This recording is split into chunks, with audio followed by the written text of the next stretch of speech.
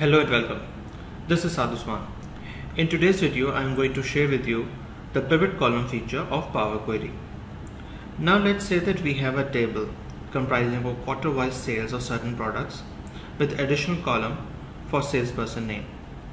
We want to reshape the data in a manner that the product and the salesperson names appear in rows while sales of each quarter appear in columns as shown on the right side of this worksheet.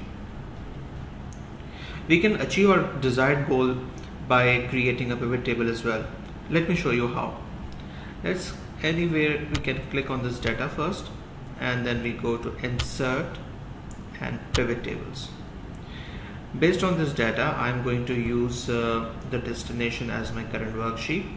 Click on this cell and click OK, and then I will drag the fields of product and salesperson name in the rows section and sales values in the value section and quarters in the column section, and I will select the layout as tabular and I will click no subtotals. We don't need the grand total column here, so I'm going to remove this, and now you can see that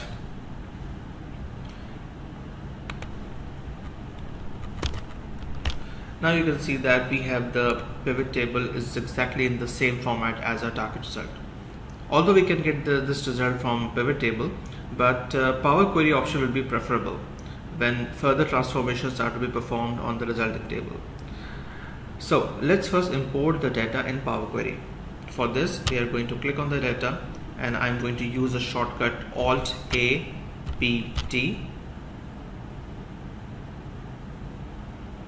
When the data is imported, we will click on the column quarters and go to transform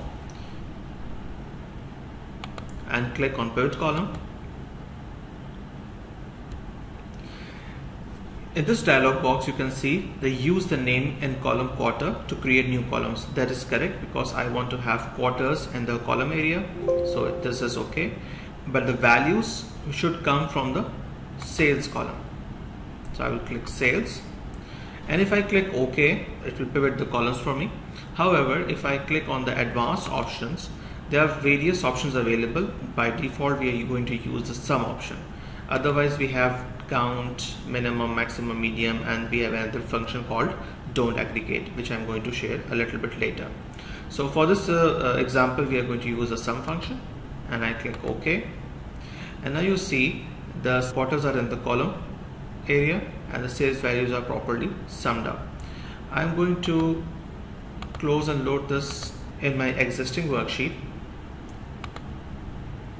and cell F20 and click OK, and now you see the Power Query gives me exactly the same result as given by the pivot table. So this is the first example of using the pivot column feature of Power Query. Now let's go to another example.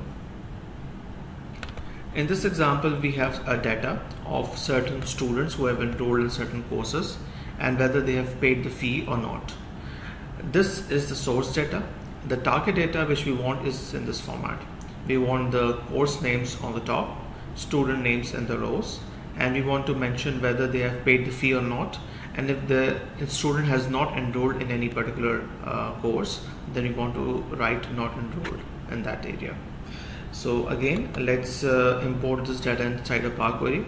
Now I'm going to use the ribbon data from table or range. Once we have the data inside of Power Query, we know that we want to have the course names on the columns. So we'll click on the column, the field course enrolled, and I will go to transform and then pivot column.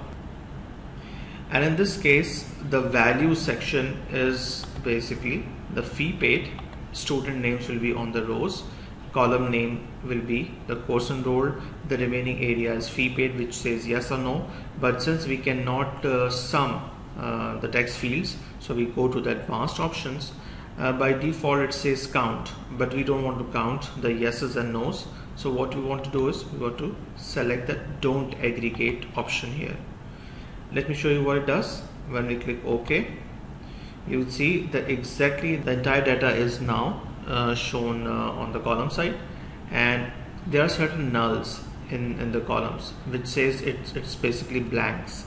So we are going to replace the blank values with the not enrolled. For that purpose, I have selected all the columns, and in this case I will go to transform and replace values. Value to find is null, and in this case I want to replace this value with not enrolled, and I'll click OK. There you go. We'll close and load to existing worksheet in this cell, click OK, and now we have exactly the same result as given above. I'm going to make it center aligned. Now we have got the same result as shown above. So pivot column feature is a very useful feature in which you can convert your vertical data into a horizontal data. I hope you would have enjoyed the video, and thanks for watching.